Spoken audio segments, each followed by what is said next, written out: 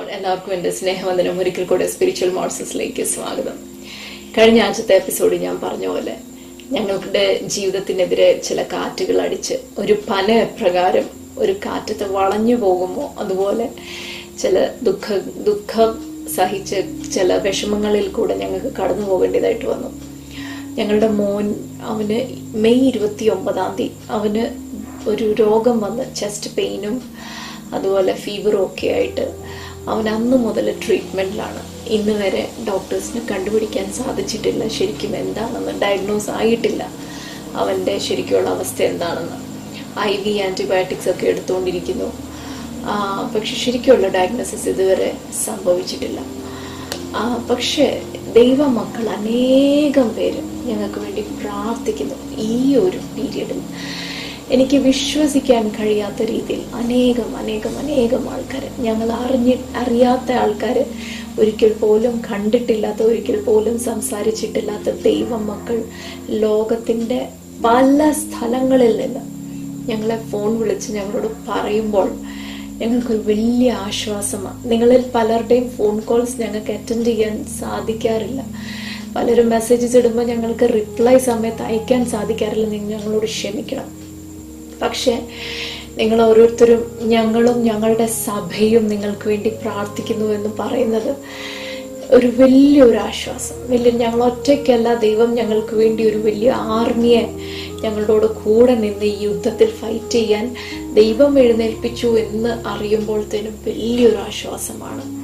പ്രാർത്ഥിക്കുന്നവരുടെ ആശ്വാസത്തിനായിട്ട് ഞാൻ ഒരു കാര്യം പറയാൻ ആഗ്രഹിക്കുന്നു. ഇന്നിപ്പോൾ ജൂൺ 11 രാത്രിയായി. ഇന്ന് ഈ സമയം വരെ 24 hours കഴിഞ്ഞ 24 hours ആയിട്ട് കുഞ്ഞിന് പനി വന്നിട്ടില്ല.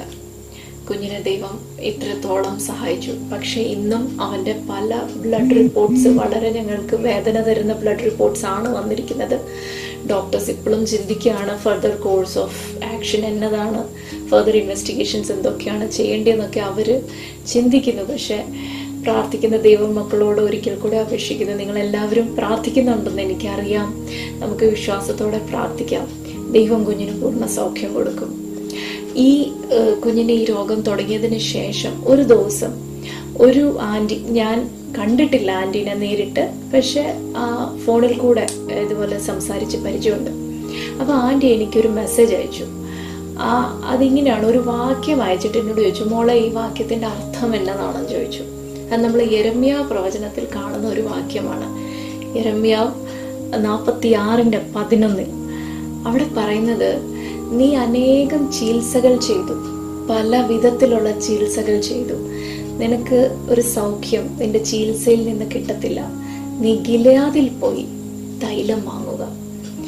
ഇതൊരു വാക്യം ആൻറ്റി ഒരു അർത്ഥത്തിനായിട്ട് എനിക്ക് അയച്ചെങ്കിലും അത് വായിച്ചപ്പോൾ ഇത് എന്നോടുള്ള ദൂതാണെന്ന് എനിക്ക് തോന്നി. പക്ഷെ നമ്മൾ ഈ കുഞ്ഞിനെ ഈ മെഡിക്കൽ ട്രീറ്റ്മെൻറ്റിലൊക്കെ ആയിരുന്നപ്പോൾ ഞാൻ ആ ഒരു വാക്യത്തിൽ അധികം ഞാൻ മെഡിറ്റേറ്റ് ചെയ്തില്ല. എനിക്ക് അതിനുള്ള സമയവും കിട്ടില്ല. പക്ഷെ എപ്പോഴും എൻ്റെ ബാക്ക് ഓഫ് ദ മൈൻഡിൽ ഇങ്ങനെ, ഗിലെയാദിൽ പോയി തൈലം വാങ്ങാം, ഗിലെയാദിൽ പോയി, നിനക്ക് നിന്റെ ചികിത്സകളിൽ നിന്നല്ല സൗഖ്യം കിട്ടാൻ പോകുന്നത്, ഗിലെയാദിലെ തൈലത്തിൽ നിന്നാണ്. അപ്പം യേശുക്രിസ്തു ഗിലെയാദിലെ തൈലമാണെന്ന് പലരും പറഞ്ഞ് പ്രസംഗിച്ചു ഒക്കെ ഞാൻ കേട്ടിട്ടുണ്ട്. പക്ഷെ പുതിയ നിയമത്തിൽ കർത്താവ് ഗിലെയാദിലെ തൈലമാണെന്നുള്ള ഒരു വാക്യം ഞാൻ എങ്ങും കാണാഞ്ഞതുകൊണ്ട് ഞാൻ ഈ ഗിലെയാദിലെ തൈലത്തെക്കുറിച്ച് കുറച്ച് വായിക്കാനായിട്ട് ശ്രമിച്ചു. അപ്പം എനിക്ക് മനസ്സിലായത് ഇങ്ങനെയാണ്, കോമിഫോറ ഗിലിയാഡൻസിസ് എന്ന പേരുള്ള ഒരു ചെടി അല്ലെ ഒരു മരം, അതിൻ്റെ കറയാണ് ഈ പറയുന്ന തൈലം. ഇത് പണ്ട് മുതലേ ഗിലെയാദിൽ അവർ ഉണ്ടാക്കിക്കൊണ്ടിരുന്നു. അതിന് വളരെ മെഡിസിനൽ വാല്യൂ ഉണ്ട്. ദൂരദേശത്ത് നിന്നൊക്കെ ആൾക്കാർ ഇവിടെ വന്ന് ആ തൈലം, ആ ബാം ഓഫ് ഗിലെയാദ് വാങ്ങാനായിട്ട് വരും.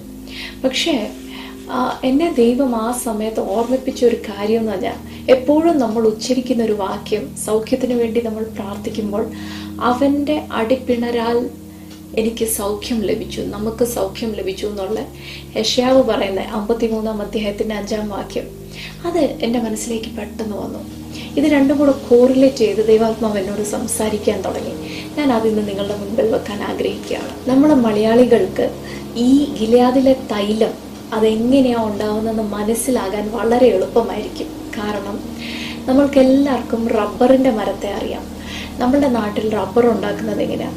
ആ മരത്തിൻ്റെ ആ തണ്ട്, അതിൻ്റെ ആ ട്രങ്ക് നമ്മളിങ്ങനെ ചെത്തി ചെത്തി ചെത്തി കൊടുക്കുമ്പോൾ അവിടെ ഇങ്ങനെ ആ ഒരു കട്ടിങ്ങിൽ കൂടെ ആ മരത്തിൻ്റെ കറ ഇങ്ങനെ ഇറങ്ങി വന്ന് അതിനെ കളക്ട് ചെയ്താണ് നമ്മൾ റബ്ബർ ഉണ്ടാക്കുന്നത്. ഇതുപോലെ തന്നെയാണ് ഗിലെയാദിലെ തൈലം. ആ ചെടിയുടെ തണ്ടിനെ കട്ട് ചെയ്ത് അതിനകത്തുനിന്ന് ഇറങ്ങി വരുന്ന കറ എടുത്താണ്, അതാണ് തൈലം, അതാണ് രോഗശാന്തി ഉണ്ടാക്കുന്ന തൈലം. അപ്പോൾ നമ്മുടെ കർത്താവിനെ കുറിച്ച് യെശയ്യാവ് പറയുന്ന ഈ പ്രവചനം എന്താണെന്നറിയോ? അവൻ്റെ അടിപ്പിണരാൽ സൗഖ്യം എന്നെന്ന് യെശയ്യാവ് പ്രവചിച്ചു പറയുമ്പോൾ യെശയ്യാവിന് അതിൻ്റെ അർത്ഥം മനസ്സിലായില്ല. കാരണം അന്നത്തെ കാലത്ത് യെശയ്യാവിന് അടിപ്പിണരാൽ ഉണ്ടാകുന്ന ആ ഒരു പ്രൊസീജിയർ, അതായത് ചാട്ടവാർ വെച്ച് അടിക്കുന്ന ആ ഒരു പ്രൊസീജിയർ യെശയ്യാവ് കണ്ടിട്ടില്ല, കേട്ടിട്ടില്ല. പക്ഷേ യെശയ്യാവ് മരിച്ചതിന് ശേഷം 700 വർഷങ്ങൾക്ക് ശേഷം റോമാ സാമ്രാജ്യം വരുന്നു. ഈ റോമാ സാമ്രാജ്യത്തിൽ അവര് ഒരു ക്രിമിനലിനെ പണിഷ് ചെയ്യാൻ വേണ്ടി അവർ ഇൻവെന്റ് ചെയ്ത ക്രൂരമായ ഒരു പണിഷ്മെൻ്റാണിത്. ഒരു ചാട്ടവാർ എടുത്തിട്ട് ആ ചാട്ടവാറിൻ്റെ അറ്റത്ത് അവർ പലതരം ഒരു ഹാർഡായിട്ട് ശരീരത്തിനകത്ത് തുളച്ച് കയറുന്ന ടൈപ്പ് എല്ലിൻ്റെ കഷ്ണങ്ങൾ, ഇരുമ്പിൻ്റെ കഷ്ണങ്ങൾ, ഇതൊക്കെ ആ ചാട്ടവാറിൻ്റെ അറ്റത്ത് അവർ പിടിപ്പിക്കും. എന്നിട്ട് അത് വെച്ച് ഒരു ക്രിമിനലിനെ അവരടിക്കുന്നത് എങ്ങനെയാണെന്ന് ചോദിച്ചാൽ ഒരു ഹൈറ്റ് ഇല്ലാത്ത ഒരു പില്ലറയിൽ ആ വ്യക്തിയെ കെട്ടും. അപ്പം അങ്ങനെ കെട്ടുമ്പോഴത്തേന് അവൻ്റെ പുറം മുഴുവനും എക്സ്പോസ്ഡ് ആയിരിക്കും. ആ പുറത്തേക്ക് ഈ ചാട്ടവാറ് വെച്ച് അടിച്ചിട്ട് അത് വലിച്ചു കീറുമ്പോൾ അവൻ്റെ പുറത്തിൽ നിന്ന് ആ ഫ്ലഷ് ഇളകി വരും.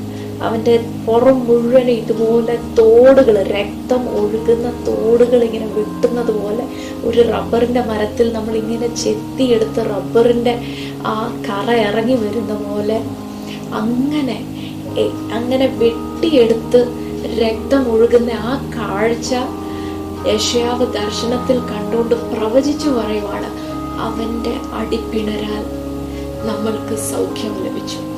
സാക്ഷാൽ നമ്മളുടെ ഗിലെയാദിലെ തൈലം എന്ന് പറയുന്നത് യേശു ക്രിസ്തുവിൻ്റെ വിലയേറിയ രക്തമാണ്. അതുകൊണ്ട് തന്നെയാണ് യേശു നമ്മളുടെ ഗിലെയാദിലെ തൈലം എന്ന് പറയുന്നത്. വേറെ എങ്ങുമല്ല നമ്മൾക്ക് സൗഖ്യം കിട്ടുന്നത്. നമ്മൾക്ക് ഒരു മെഡിസിൻസിൽ നിന്നല്ല സൗഖ്യം കിട്ടുന്നത്. നമ്മളുടെ സൗഖ്യം കിട്ടുന്നത് നമ്മളുടെ കർത്താവായ യേശുവിൻ്റെ രക്തത്തിൽ നിന്നാണ്. ഏത് രോഗത്തെയും സൗഖ്യമാകാൻ ശക്തിയുള്ളത് കർത്താവിൻ്റെ രക്തം. ഈ രക്തത്തിൽ നമുക്ക് ആശ്രയിക്കാം. എൻ്റെ കുഞ്ഞിൻ്റെ സൗഖ്യത്തിന് വേണ്ടി മാത്രമല്ല, എൻ്റെ ശബ്ദം ഇപ്പോൾ കേൾക്കുന്ന എല്ലാ സഹോദരീ സഹോദരങ്ങൾ, നിങ്ങളുടെ ശരീരത്തിൽ, നിങ്ങളുടെ ജീവിതത്തിൽ ഏത് രോഗമാണെങ്കിലും അതിനെ സൗഖ്യമാക്കാൻ ശക്തിയുള്ള ഗിലെയാദിലെ തൈലമാണ് നമ്മുടെ കർത്താവിൻ്റെ പുണ്യാക രക്തം. ഹല്ലേലൂയ. അവിടെ യെരമ്യാവ് 8:22 നമ്മൾ വായിക്കുന്നു, ഗിലെയാദിൽ ഒരു സുഗന്ധ തൈലം ഇല്ലയോ? അവിടെ പറയുന്നത്, കർത്താവ് പറയുന്നത്, എൻ്റെ പുത്രിക്ക് ഒരു ഹോൾസംനെസ്, ഒരു റെസ്റ്റോറേഷൻ എന്തുകൊണ്ട് കിട്ടുന്നില്ല? ആ തൈലത്തിൻ്റെ അടുത്തേക്ക് പോകാത്തത് കൊണ്ട്. ആ യേശുവിൻ്റെ രക്തത്തിൻ്റെ അടുത്തേക്ക് പോകുവാണെങ്കിൽ നമ്മളുടെ ശരീരത്തിൽ മാത്രമല്ല, നമ്മുടെ മനസ്സിലും നമ്മളുടെ ഇമോഷൻസിലും കർത്താവ് നമുക്ക് പൂർണ്ണ സൗഖ്യം തരും. അതിന് ശക്തിയുള്ള ഒരൊറ്റ തൈലമേ ഉള്ളൂ, അത് നമ്മുടെ യേശുവിൻ്റെ രക്തമാണ്. നമുക്ക് ഈ യേശുവിൻ്റെ രക്തത്തിൽ ആശ്രയിക്കാം. പൂർണ്ണ സൗഖ്യം നമ്മൾക്ക് ഓരോരുത്തർക്കും നമ്മുടെ ദൈവം തരും. ഞാൻ പൂർണ്ണമായി വിശ്വസിക്കുന്നു. ദൈവം നിങ്ങളെ ഓരോരുത്തരെയും അനുഗ്രഹിക്കട്ടെ. God bless.